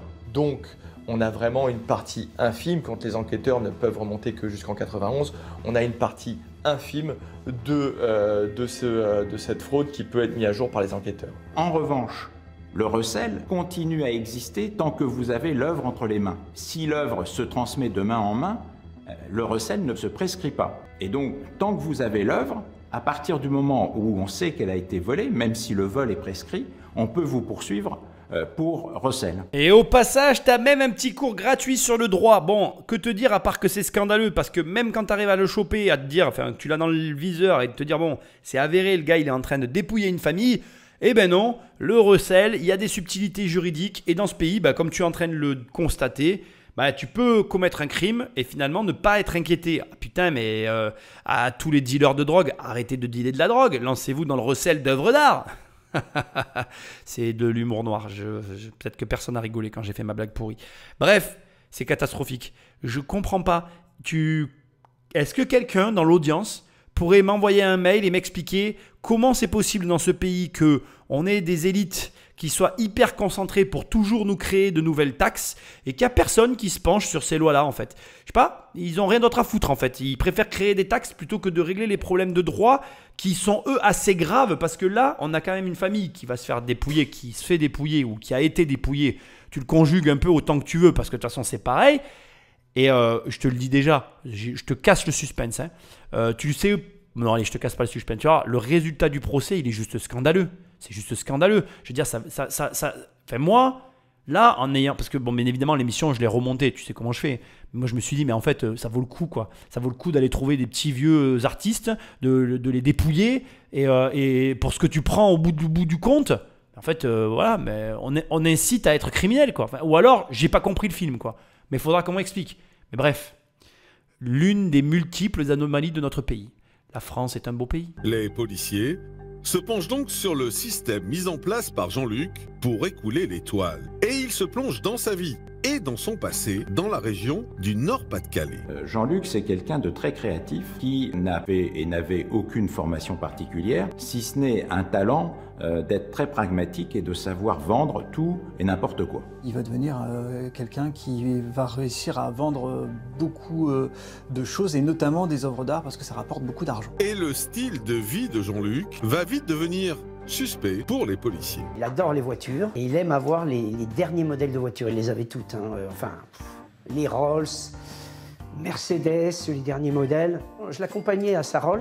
Il ouvrait le coffre de sa Rolls et dans le coffre, il y avait encore un coffre-fort où il prenait des liasses de billets, payait beaucoup en espèces un peu partout. Les policiers procèdent donc à des écoutes téléphoniques, des filatures, des recoupements d'informations. Et après 3 mois d'enquête, ils réussissent à rassembler des preuves dans cette affaire hors norme. On évalue que l'escroquerie initiée par Jean-Luc aurait rapporté des dizaines de millions d'euros aux différents acteurs. Donc on passe des galeristes, aux intermédiaires, à Jean-Luc, à la gouvernante, aux enfants de la gouvernante qui ont aussi été complices de ce crime.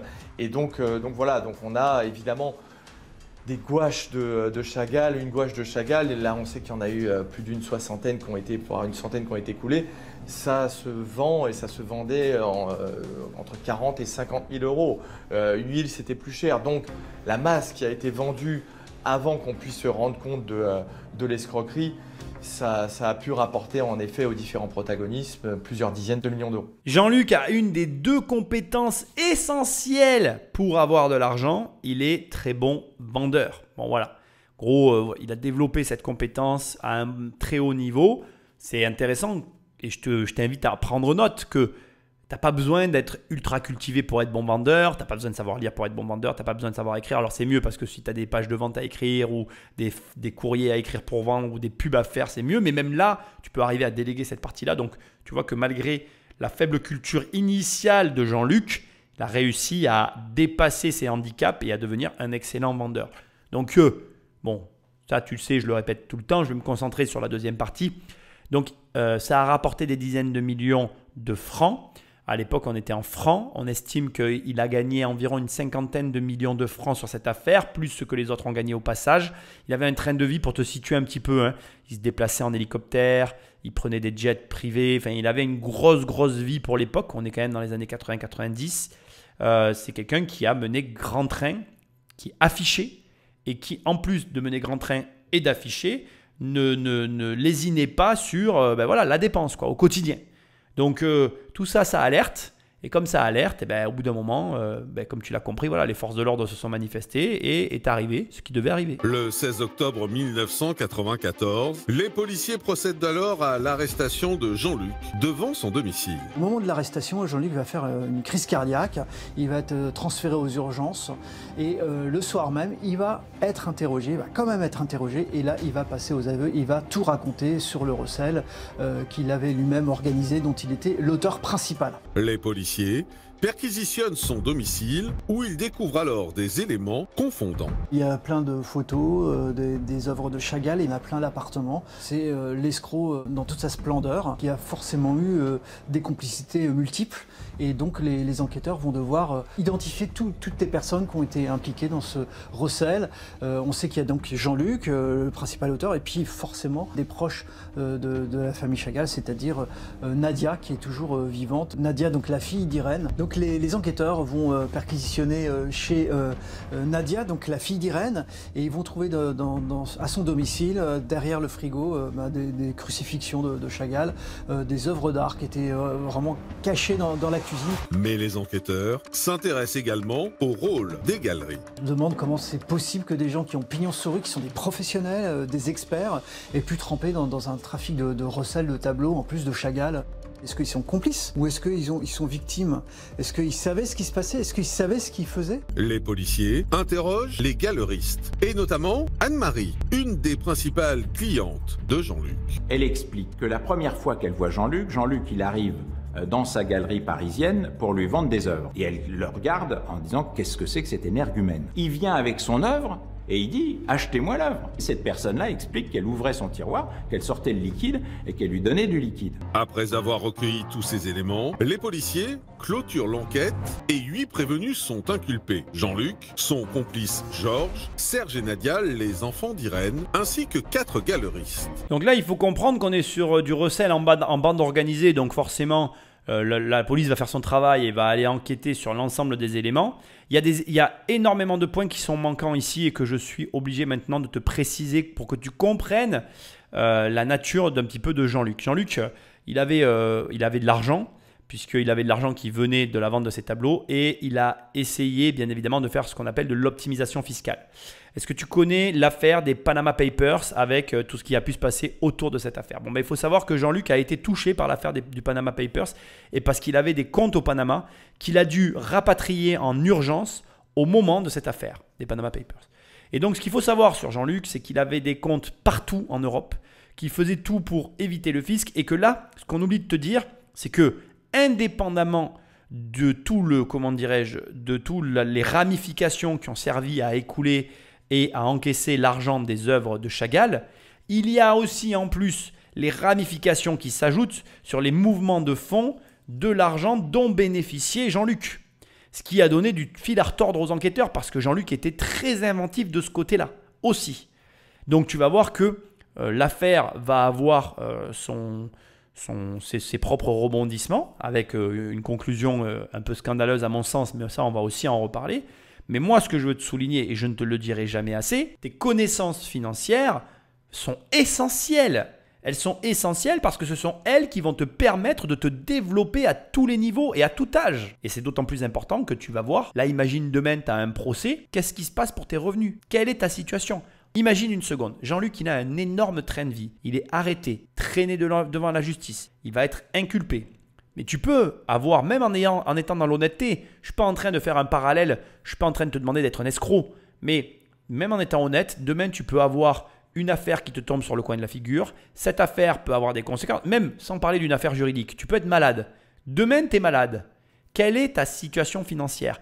Qu'est-ce que ta situation financière te permet de faire? Je vais te poser la question encore autrement pour qu'on se comprenne, toi et moi. Demain, tu rentres à l'hôpital. D'accord?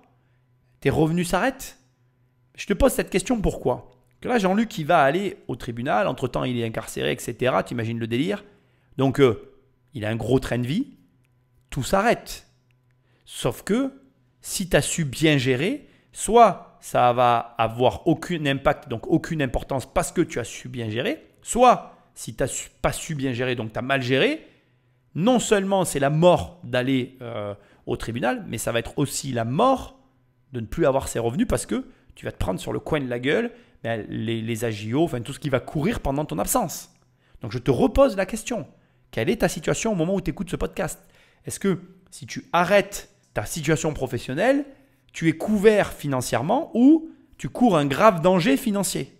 Je ne peux pas répondre, hein, tu es seul, hein, on est d'accord. Je te laisse y réfléchir. À Paris, en mai 2003, soit près de 20 ans après sa mort, s'ouvre le procès de ce que l'on appelle désormais l'affaire Chagall. Les héritiers de Valentina, sa veuve, se sont portés partie civile après le décès de son frère, Michel Brodsky, en 1997. Jusqu'en 1997, c'est Michel Brodsky qui était dans l'affaire comme partie civile, puisque les objets ont été volés à son détriment, si vous voulez, par le canal de sa sœur. N'ayant pas d'enfants, il avait décidé de léguer son héritage aux petits-enfants de Chagall, qui décident alors de continuer la bataille pour l'héritage. Ce sont des gens d'une grande qualité qui ne peuvent évidemment que regretter qu'il y a eu des vols au détriment de Michel Brodsky. Ça ne fait jamais plaisir à quelqu'un de voir que l'on pille un héritage. Quand on parle de sommes tellement importantes, c'est toujours trop. Quand on est volé, et le préjudice est quand même important. Il n'était pas insensible au fait d'avoir perdu quand même toutes ses œuvres. Bon, ici, le seul point positif, je suis obligé de le souligner, c'est que les enfants récupèrent après le décès du frère de la dernière compagne de Marc Chagall, finalement leur héritage. Parce que de mon point de vue, c'était leur héritage. Mais ça reste que mon point de vue. C'est intéressant, je trouve, à ce stade, comment fonctionne le droit français, puisque regarde, dans la logique, on dit c'est impossible de déshériter un enfant. Mais comme en fait, on est sur de l'objet d'art et non de la propriété à proprement parler avec du droit notarial, etc., on parle de biens matériels qui sont transmis entre frères et sœurs. Et donc, ça veut dire que, et je pense que tu as compris où je t'emmène, d'une certaine manière, si tu convertis tes avoirs en liquidité et que ce liquide est converti en œuvres d'art, et que ces œuvres d'art, tu ne veux pas les léguer à tes enfants, d'une certaine façon, ça paraît pas impossible dans la mesure où tu comprends ce qu'il faut faire. Je n'en dirai pas plus. L'importance des sommes en jeu, ainsi que la notoriété de Chagall, créent des émules dans le milieu de l'art. C'est un procès qui est très suivi.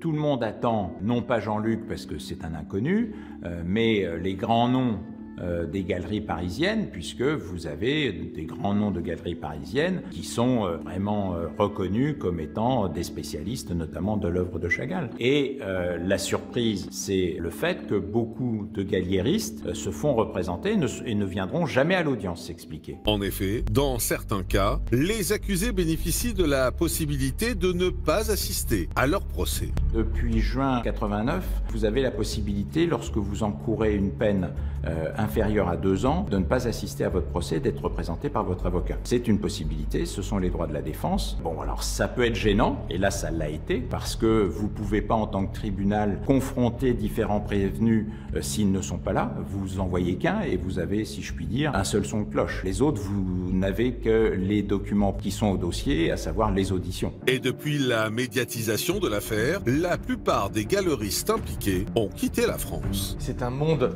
où l'information circule très vite, c'est un petit monde, le marché de l'art, et d'autant plus le marché de l'art parisien.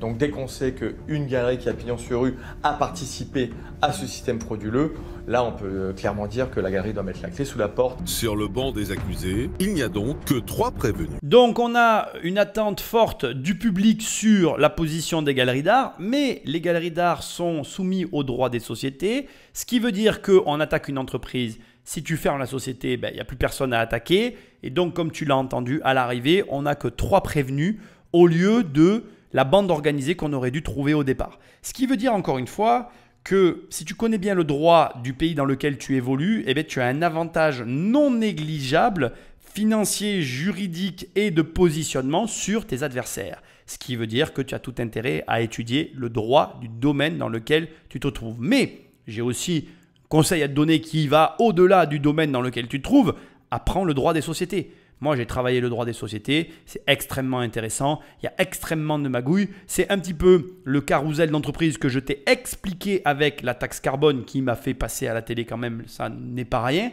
Et si tu comprends toutes ces méthodes, tu comprends finalement toutes les magouilles qu'il peut avoir. Et c'est pour ça que depuis des années que je suis sur Internet, je n'ai de cesse de te répéter, quand tu veux travailler avec un formateur, quand tu veux travailler avec un mec du web qui veut te vendre quelque chose, tu tapes son nom sur Internet en France. S'il n'y a rien qui apparaît ou s'il n'y a qu'une société, prenons un exemple. Là, tu vois, pas plus tard que avant cette émission, il y a quelqu'un qui m'a écrit et qui m'a parlé d'un gars d'Internet. Je dis écoute, je m'excuse, je ne regarde plus du tout personne sur Internet, je ne suis plus au courant. Donc, il me fait une allusion, je vois très bien à qui il fait allusion et je retape réflexe le nom de la personne sur Internet. Et quand tu tapes le nom de cette personne sur Internet, il y a une seule société qui fait du conseil en ligne où il fait un très gros chiffre d'affaires et il y a 0 société immobilière. 0. Le gars a soi-disant je ne sais combien d'appartements, mais il n'a aucune société immobilière, aucune, nada, walou, 0, le néant. Donc après, si tu l'écoutes, c'est ta faute. C'est de ta faute. Aujourd'hui, on est dans la mode des influx voleurs, les influx je sais pas quoi. Mais mec, tu as un téléphone portable. Tu peux installer Infogreffe, société.com et tout un tas de sites qui te permettent de voir ce que font les personnes. Tu peux même voir le chiffre d'affaires. Putain, moi, tu regardes, je fais un chiffre d'affaires sur Internet inférieur à mon capital social de mes sociétés en immobilier. Alors, soit tu es intelligent et tu comprends ce que ça veut dire, soit tu es idiot et je peux rien pour toi en fait. Je m'en fous. Que les gens m'aiment ou pas, je m'en fous. En fait, t'as pas à aimer quelqu'un. Même moi, j'ai pas à aimer ou à pas aimer quelqu'un. Moi, j'ai toujours raconté cette histoire. Quand j'ai repassé mon diplôme, il y a une prof qui est arrivée, qui s'est présentée. Je me rappelle toute ma vie de cette prof. Elle est arrivée, elle était toute jeune. Elle avait 10 ans de moins que moi. Ah, elle était mignonne, ça c'est sûr que bonne vendeuse. Hein. Pour le coup, c'est ironique ce que je dis. Elle avait de mignonne que la gueule. Hein. Le cerveau était vide. Hein. Tu volais dedans, tu faisais de l'avion. Elle s'est présentée. Tu l'aurais écouté, c'était le plus gros promoteur de France hein, quand tu l'avais écouté. Instantanément, je n'ai pas pu la blairer. J'ai tapé son nom sur Internet pendant qu'elle parlait. Bon, elle avait une seule société avec 7 500 € de capital social. Tout ce qu'elle disait en fait, c'était les entreprises de son père. Donc je me suis levé, je me suis barré. Elle l'a très mal pris, elle est venue me parler à la fin. Je lui ai dit écoute, ça ne m'intéresse pas ce que tu dis. Voilà pourquoi. J'ai vu qu'elle s'est sentie mal de ce que je lui ai dit. Je lui ai dit je suis vraiment désolé de te parler comme ça, mais j'ai vraiment pas apprécié. Au moins, dis-le que c'est ton père. Bordel, t'es là, tu racontes ta vie qui n'est pas la tienne. Et en plus, tu veux nous expliquer, commencer à nous expliquer des trucs dont on se foutait, qui n'avaient rien à voir avec le délire. Après, j'ai dit, écoute, ce qu'on fait, c'est que moi, pendant tes heures de cours, je vais aller travailler à la médiathèque dans mon coin. Tu ne me compteras pas comme absent. Comme ça, moi, j'avance sur les vrais sujets et toi, tu parles de tes trucs et tu m'emmerdes pas. Et on était tombés d'accord là-dessus comme ça. Et parce qu'à un moment donné, soit tu dis la vérité, soit tu la dis pas. Moi, j'ai toujours dit, j'ai pas de problème à le dire. Mentir pour vendre, c'est pas mentir, c'est vendre. Mais après, tu mens sur des choses pour lesquelles on ne peut pas vérifier. Tu n'es pas débile. Tu ne mens pas sur des sujets comme ça. Donc là, comme les influx voleurs, etc., il y a un droit des sociétés. Tu le comprends ou tu ne le comprends pas. Tu l'étudies ou tu ne l'étudies pas. Mais viens pas te plaindre si tu te fais avoir, bordel. Tu n'as qu'à faire ton travail. C'est tout. Et ton job, en tant que viewer, qui est aussi mon job, parce que moi aussi je regarde des trucs, c'est de prendre 5 minutes le temps de vérifier que la personne que j'écoute, si je lui accorde du crédit, parce que ça aussi c'est important, si je lui accorde du crédit, eh bien, elle est au moins à minima ce qu'elle prétend être. Après, tu vois, franchement, elle m'aurait dit la vérité que c'était son père, j'aurais vérifié, ça aurait été juste, j'aurais écouté ce qu'elle avait à dire. C'était pas pareil pour moi. Là, c'est que ça m'a saoulé qu'elle rentre dans son délire. Je reparle de la prof. Hein. Juste pour finir sur ce sujet-là, parce que je trouve que c'est intéressant. Après, tu peux écouter des gens qui racontent de la merde, te divertir et les prendre pour ce qu'ils sont. Et de la même manière, je veux quand même aussi le préciser, il y a des histoires qui doivent être racontées pour être comprises. C'est-à-dire que des fois, tu dois habiller la mariée, c'est-à-dire arranger un peu la vérité, pour que le message passe.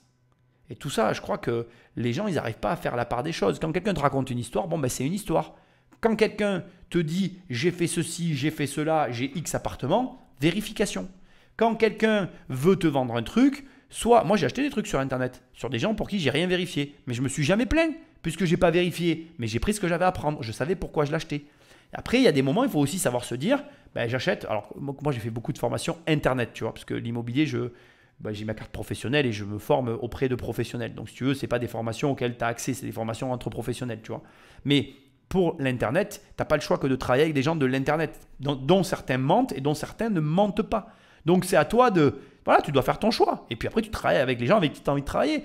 Mais il faut arrêter, quoi. Je veux dire, là, dans cette émission, tu vois qu'il y a du droit des sociétés, que c'est très particulier. Il te faut apprendre à le connaître. Je veux dire, le droit des sociétés, il y a plein de degrés, hein. Tu peux déjà comprendre les bases. Il y a les loueurs de scooters, bon, je ne vais pas te dire de quelle région, mais qui ont très bien compris comment marchaient les sociétés et qui montent et qui ferment leur société d'année en année et qui, eux, s'en tirent extrêmement bien. Donc, chacun, c'est, comment dirais-je, sa compréhension et sa manière de faire avec les sociétés. Mais toi qui m'écoutes, tu dois lire, tu dois comprendre. C'est pour ça que moi, j'ai écrit un livre sur les SCI. Moi, la SCI, ça a été un truc sur lequel j'ai énormément lu, j'ai énormément étudié, j'ai fait beaucoup de travail là-dessus. C'est pour ça que mon prof de droit m'avait demandé de faire un essai que j'ai transformé en livre et que j'ai mis sur le marché parce que j'ai énormément étudié le droit des sociétés immobilières parce que pour moi, c'était la base. Tu veux faire de l'immobilier, tu étudies le droit des sociétés immobilières. Point. Voilà. On s'est dit, on continue. Il va y avoir 2 galliéristes qui vont venir, mais les autres ne vont pas venir. Était absent la fille de Irène, était absent quelqu'un qu'on a imaginé être le complice de Jean-Luc. Mais l'accusé principal, lui, est bien présent. Donc Jean-Luc est là, c'est lui qui est passé aux aveux, qui a dénoncé tout le monde et il va passer son temps justement à se défausser sur les prévenus qui sont absents. C'est sa stratégie de défense. Les absents ont toujours tort, comme on dit, et il va pouvoir comme ça faire peser les charges qui pèsent sur lui, il va les mettre sur le dos des absents. En effet, Jean-Luc reconnaît les faits, mais il dit avoir agi sous les ordres de quelqu'un. Il explique qu'il vend aux galeries. Il dit jamais j'ai fait voler, j'ai volé, etc. Pour lui, c'est toujours Valentine qui lui a remis. En effet, pour sa défense, Jean-Luc avance l'idée que Valentina, la veuve Chagall, aurait en fait orchestré elle-même toute l'opération. En réalité, ce garçon avait fait ami-ami avec la veuve de Marc Chagall et allait la voir tous les jours, prenait son thé sur sa terrasse, lui apportait des petits lus parce qu'elle adorait manger les coins des petits lus et c'est une sorte, peut-être pas d'amitié, mais en tout cas une grande proximité qui s'était installée. Il dira voilà, moi j'ai jamais rien volé à personne, j'ai jamais recélé quoi que ce soit et c'est elle qui a voulu que je fasse ça. Voilà, ça a été de façon constante sa position. Bon alors quand tu entends ça, tu te dis quoi? Je vais te poser la question plus directement. À ton avis, quelle est l'une des plus grosses qualités de Jean-Claude dans la vie? Jean-Claude, il est peut-être pas éduqué comme les mecs qui sortent des grandes écoles. Jean-Claude, il a peut-être, voilà, il a plein de points sur lesquels c'est largement discutable, mais il a un talent. Il a une flexibilité et une capacité associative des faits hors norme. Et ça se développe. Tu peux le faire.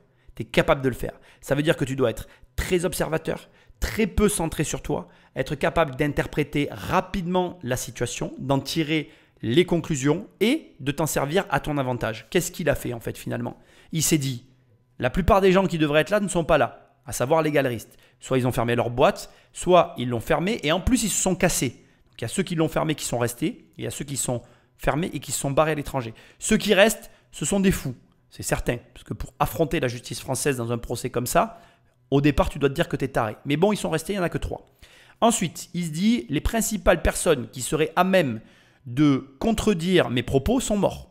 Donc, à partir de là, il se dit, je peux utiliser les défunts à mon avantage et déclarer des choses pour lesquelles finalement personne ne viendra apporter un contre-témoignage puisque les seuls capables de le faire réellement sont décédés. Et même les petits-enfants, si éventuellement ils les ont fréquentés, ça sera leur parole contre celle de Jean-Claude, ça n'aura pas la même valeur. Donc, j'utilise ça. Et enfin, pour terminer, il y a un dernier argument qui va corroborer tout ce que je suis en train de te dire, c'est sa propre connaissance financière étendue, parce qu'il va utiliser contre la famille finalement l'avantage que représentent les œuvres d'art. Et je pense que tu as compris de quoi je parle. Allez Patrick, ne leur fais pas durer le suspense, Magnéto.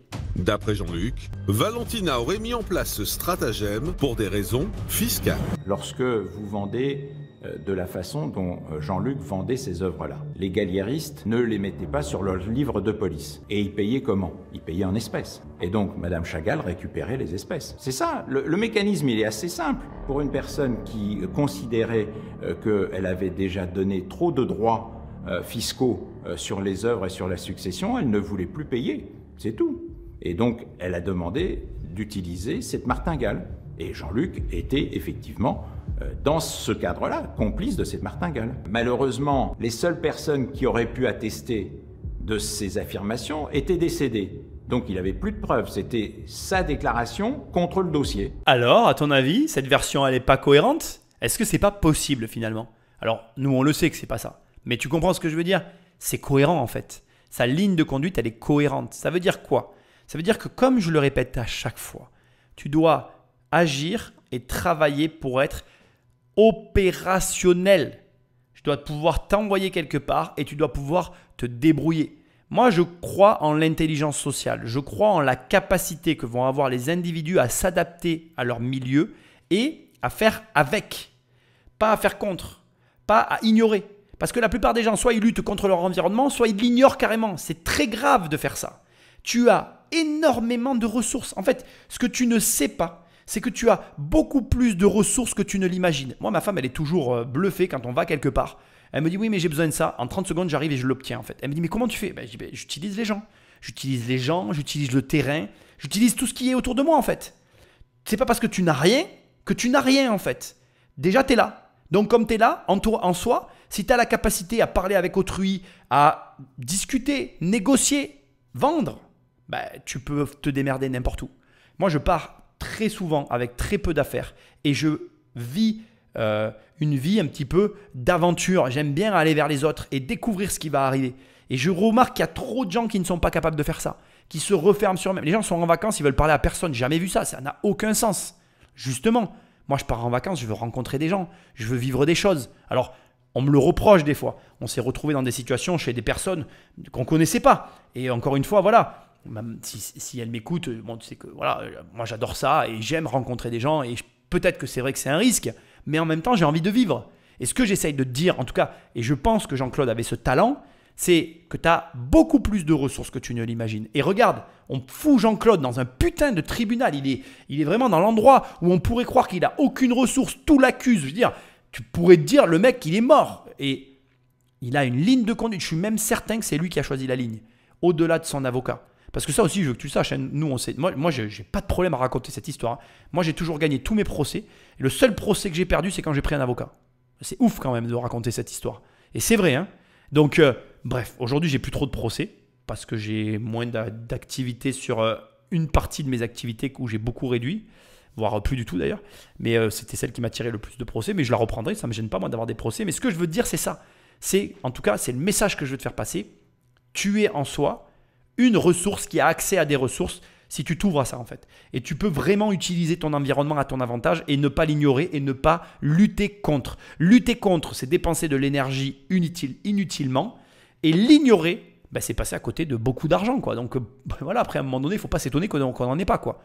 Donc bon, voilà, j'espère que tu as bien compris le message. Et puis comme toujours, hein, on va avancer dans cette affaire parce que là maintenant, il y a quand même les trois protagonistes qui nous intéressent, c'est les galéristes. Qu'est-ce qu'ils ont fait les galéristes à ton avis? De leur côté, les galéristes plaident également leur bonne foi. Mais cette stratégie de défense est difficilement recevable pour le tribunal. Normalement, quand vous êtes un galeriste et que vous vendez une œuvre d'art, vous êtes censé remplir ce qu'on appelle un livre de police. Le livre de police permet de tracer de A à Z l'œuvre, c'est-à-dire d'où vient-elle, quels ont été les propriétaires qui lui ont remis l'œuvre, à quel prix l'œuvre a été payée par l'acheteur final, comment elle a été payée, par un chèque, par du liquide, le numéro du chèque, par un virement.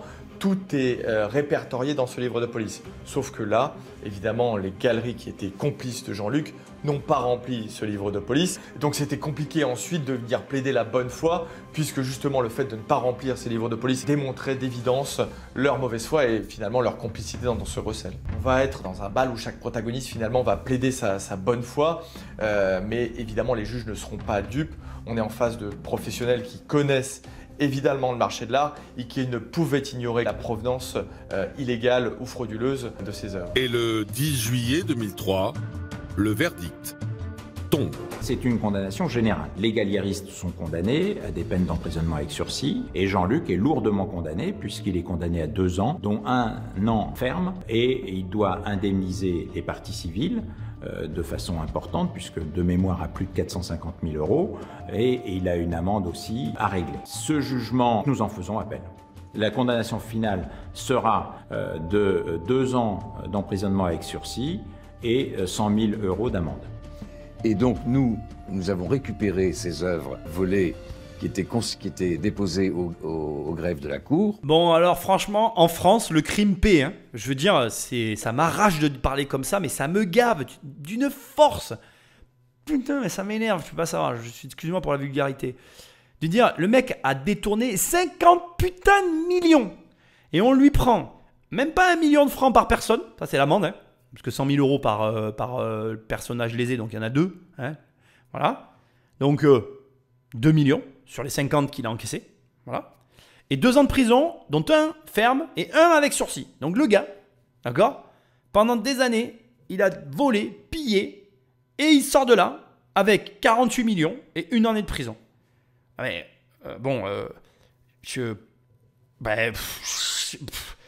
voilà, je sais même pas quoi dire, tu vois, tellement ça me coupe la chic. Pourtant, crois-moi, pour me la couper, la chic, il m'en faut.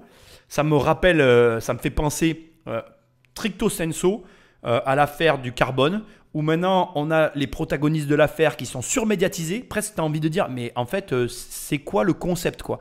Le message, c'est donc, allez-y, soyez des criminels. Non seulement vous aurez du pognon, vous ferez un petit peu de prison, mais ça sera cool.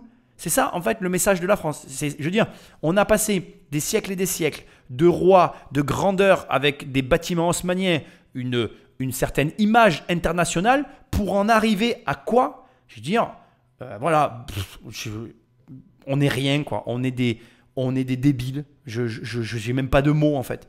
Donc ça m'écœure totalement, parce que je trouve que c'est vraiment c'est écœurant. Alors autant des fois, il y a des procès où on nous sort des montants, où on sait pertinemment que le mec qui est condamné ne pourra jamais payer. On va te dire, oui, vous devez 300 millions, le gars, il est plumé, tu sais. Donc c'est vraiment, c'est pour la forme. Il a été condamné à 300 millions, il les a payés. Non, il ne payera jamais, parce que si tu creuses, tu découvres qu'en fait, comme le mec, de toute façon, il n'a pas de thune, il ne pourra jamais les payer, puis la dette sera lavée, tu vois. Et là, où il y a de l'argent, je veux dire, là où on sait que le gars, il a détourné du fric. Ah ben là, on lui prend 100 000 balles par personne qui ont été lésées, et puis on reprend les œuvres qui sont en dépôt-vente, en attente, et on les rend, quoi, on les restitue. Et puis merci, au revoir, quoi. Va faire ta petite année de prison et ça sera bien, quoi. Bon, on n'est pas sur une analyse de la justice française, etc. Le crime paie en France, sache-le. Voilà, c'est pour moi aujourd'hui, je me dis bon, voilà, je ne sais que dire de plus. Hein, c'est grave. Il vaut mieux aller braquer une vieille dame et revendre ses toiles aux enchères que se faire arrêter sur la route. Encore une fois, comme je l'ai dit tout à l'heure, je ne sais pas ce que font nos élites dirigeantes. Ils n'ont d'élite que le nom.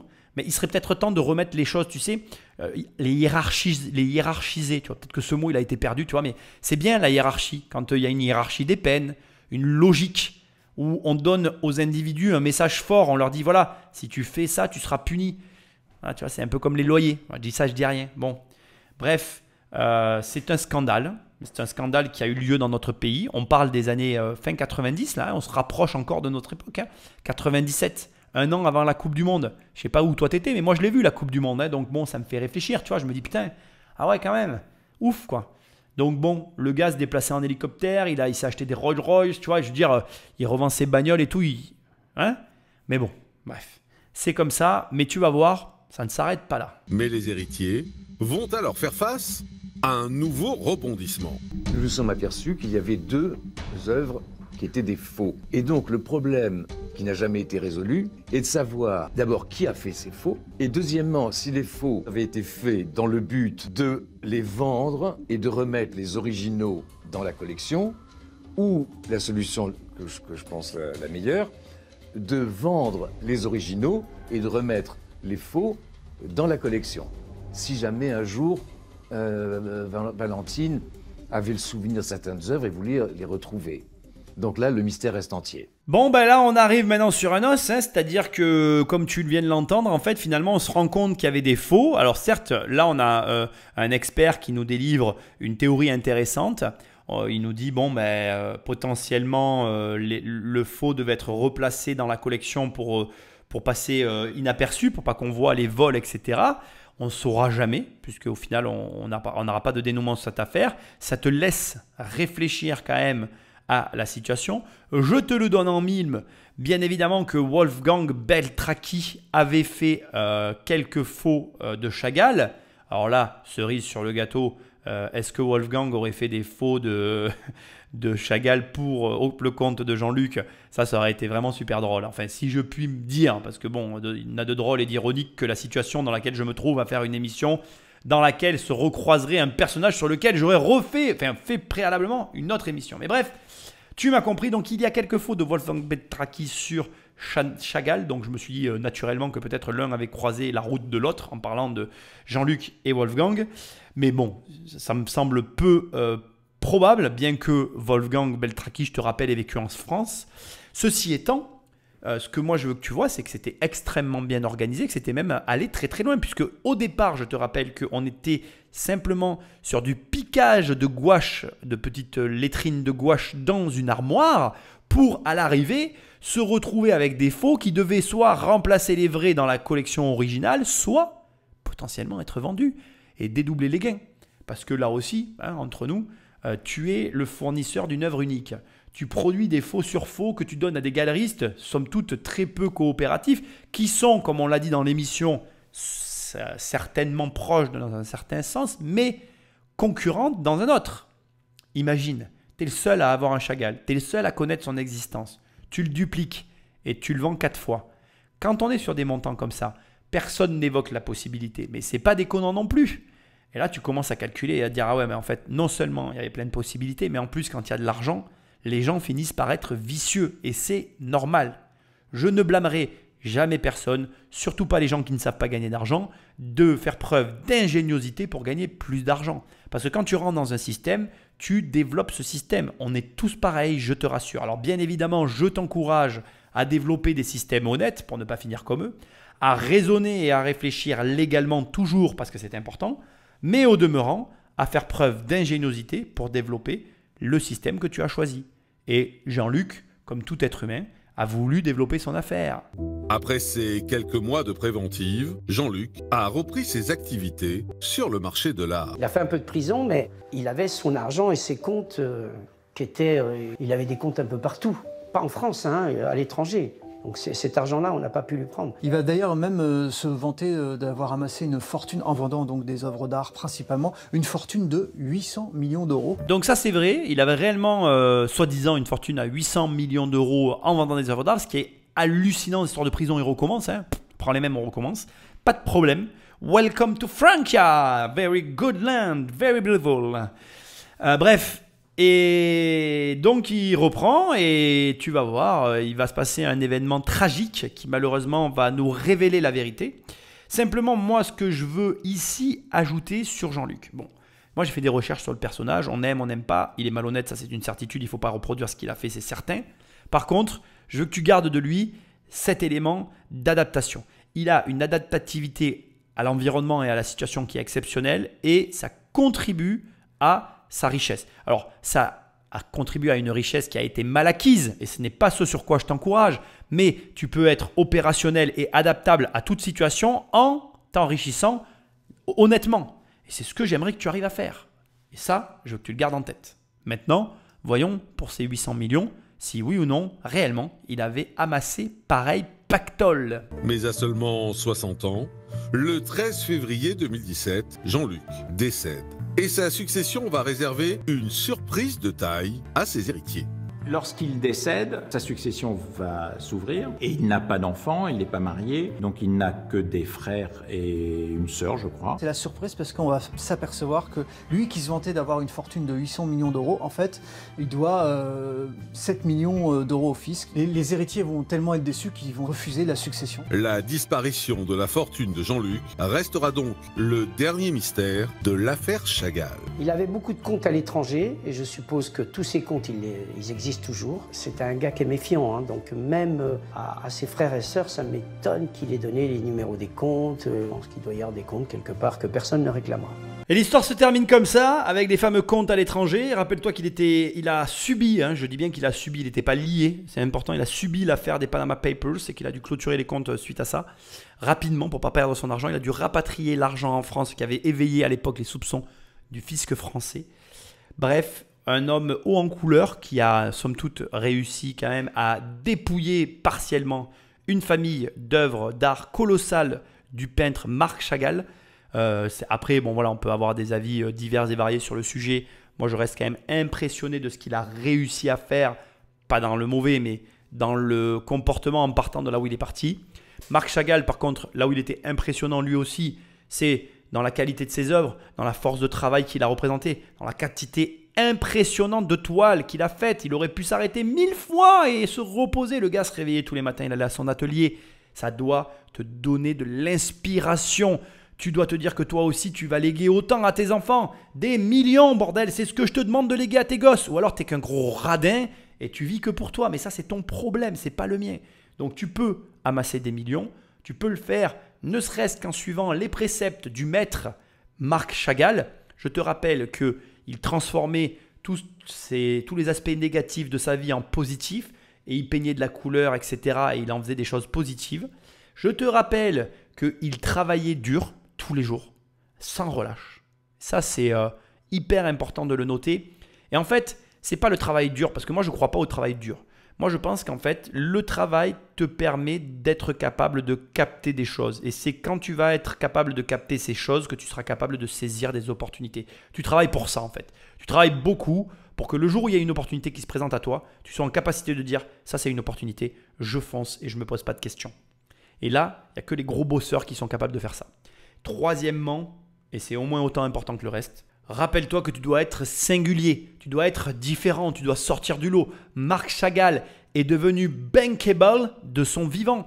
Il a commencé à vendre des toiles extrêmement chères alors qu'il était vivant. C'est extrêmement rare. Ça veut dire que c'est possible et ça veut dire que ça l'est en accumulant tout ce qu'on a vu avant, à force de travail et en ne s'apitoyant pas sur son sort. Parce que pendant que tu t'apitoies sur ton sort, tu ne travailles pas. Pendant que tu ne travailles pas, tu ne saisis pas tes opportunités. Et pendant que tu ne saisis pas tes opportunités, tu ne deviens pas différent. Et si tu ne deviens pas différent, tu es comme tout le monde. Et si tu es comme tout le monde, personne ne te regarde, personne ne veut te payer. Parce qu'à la fin, tu es comme tout le monde, quoi. Et pourquoi quelqu'un prendrait le temps d'aller voir la personne qui peut croiser en bas de chez lui?